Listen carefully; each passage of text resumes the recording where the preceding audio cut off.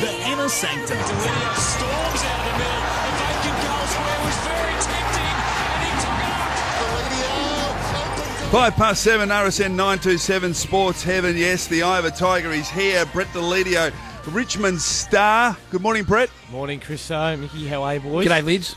Now, we say Richmond, Mick, but who knows where he might be next year? Let's ask him. Well, we will, because I know there's plenty in high places that have called for Richmond to trade you, Brett, and pick up a couple of first-round draft picks and take on the next phase of Tigerland. Well, how do you feel about it all? Yeah, I just hope that it's not Richmond supporters or Richmond recruiting staff or the coaching staff that are wanting to get rid of me. I'm happy if it's Robbo and these other guys in the media that are calling for my head, but yeah, look, I'm a very happy Richmond player and very happy building the team that we've got going at the moment. So we've got some work ahead of us, but yeah. Well, I don't think those guys are being disrespectful to you per se, because what they're saying is that because you've got currency, you can attract a couple of first-round draft picks, and maybe that's what Richmond need to do.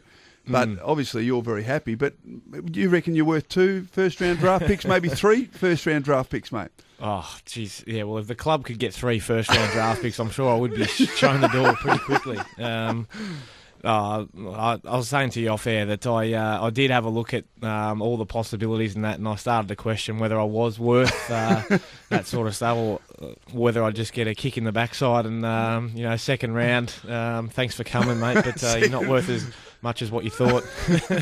And you're contracted too, aren't you? Contracted until the end of next year, so yeah, I'm staying put for now. Do the boys talk about free agency much behind the four walls? Very much in jest. It's only, I said when we had a really bad meeting or something like that, I said, it doesn't matter, boys, I'm out of here. I'm going on the doggies, apparently. So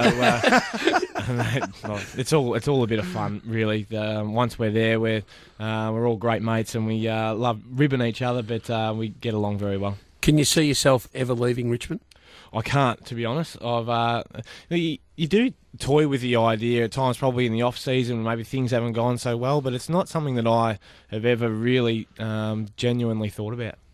It's in terms of when the team's going so poorly, and of course most of the focus this week's been on Collingwood, and you were the focus last week, but I suppose it's one of those things that around the locker room you talk about it in jest, but the reality is that Richmond going forward do need to do something, and they need to make a few decisions about, one, and have we got the list right now that can take us to the next step? And we spoke with you a couple of weeks ago about that and asked you that question. You said yes, you believed you did. You needed to probably add a couple of players.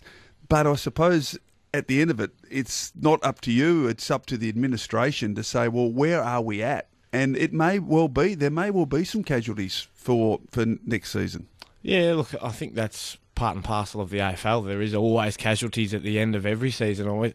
I've seen some good mates leave when I didn't really want them to leave every year, pretty much. So, look, it's when I said that I had faith in this group, well, I still do. I still think that we haven't had our best team play on the park all together at once yet. So, it's a different story when you've got your fully experienced best team out in the park. You're not really waiting for, kids that haven't played a lot of footy to do a job that they're probably not ready to do.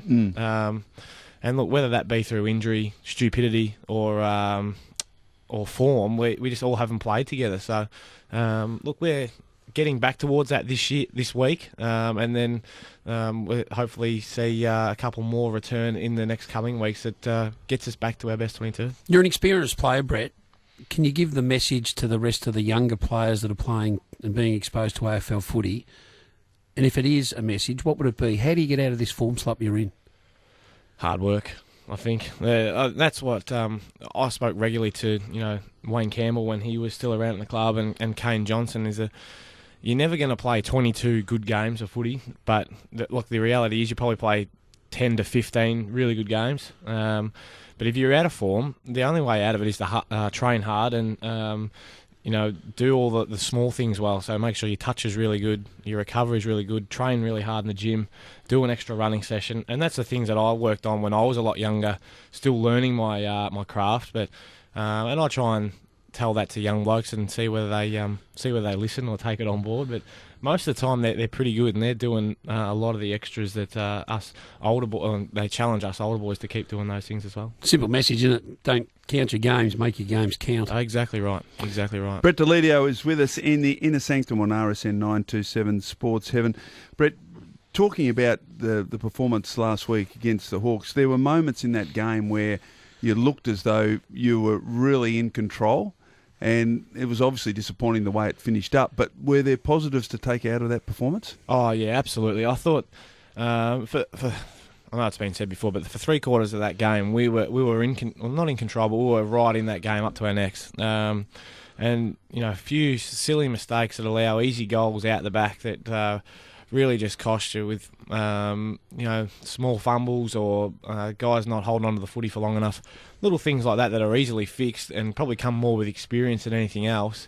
It is pleasing to see that you're getting games into those guys and they're getting experience playing at the top level. But look, we'll be better for the run for having these young boys in, but we've still got so much work to do to compete with a top 4 side, because look, Hawthorn still had a lot of good players out as well. And I heard a whisper that you're wanting to be, and actually watching some of the vision from Friday night, you want to be an interchange steward, because you were sitting on the bench very frustrated about, I think it might have been Ty Vickery coming from the ground after you kicked a couple of goals.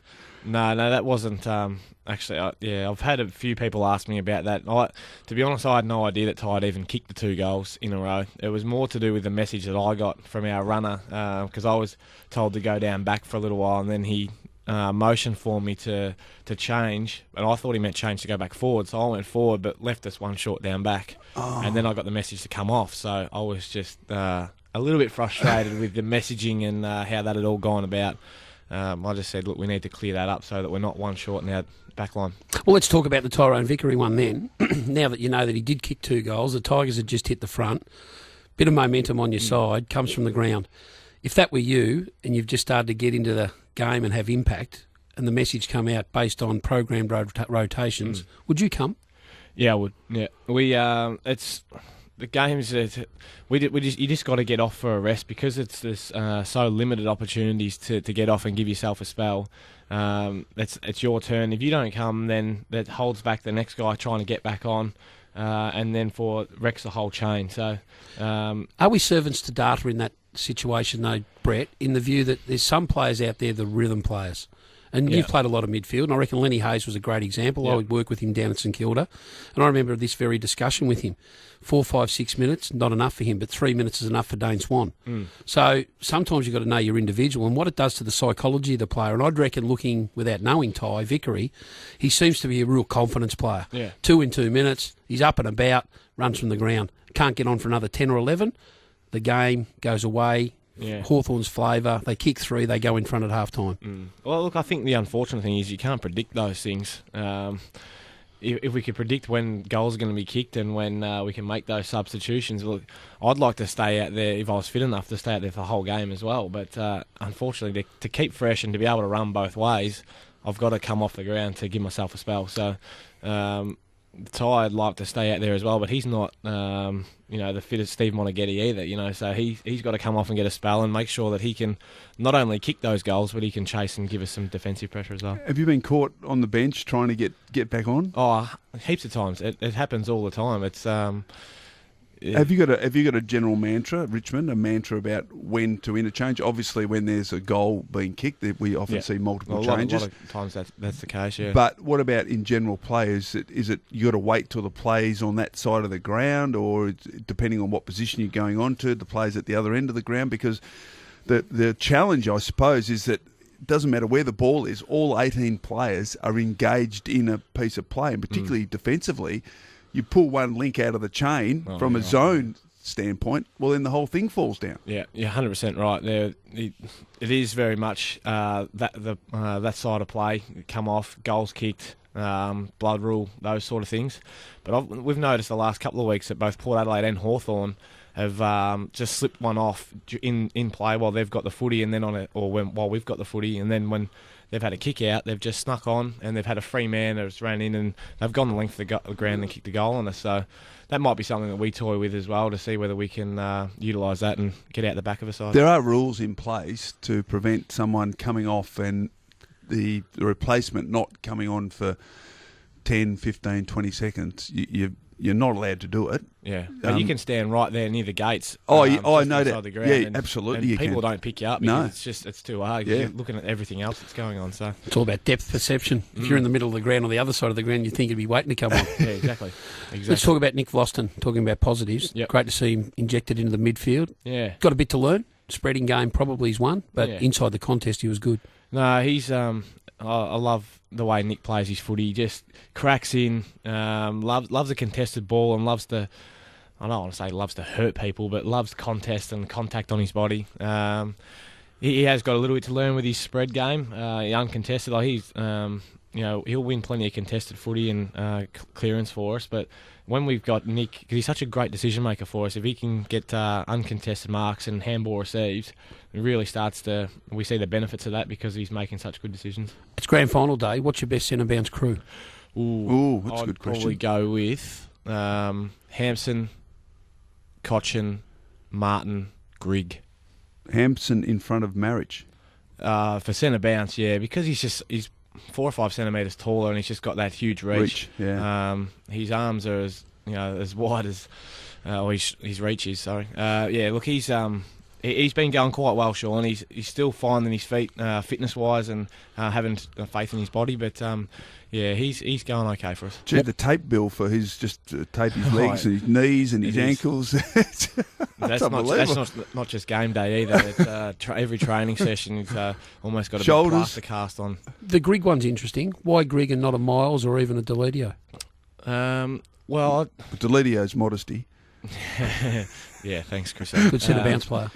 No, Grigger is very underrated with his clearance work and his ability to win the ball inside and get it out to someone like Dusty or Trent. So he hasn't quite got the accolades outside, but inside he's very well regarded and playing some good footy this year. He's been probably one of our better performers right across the start of the year.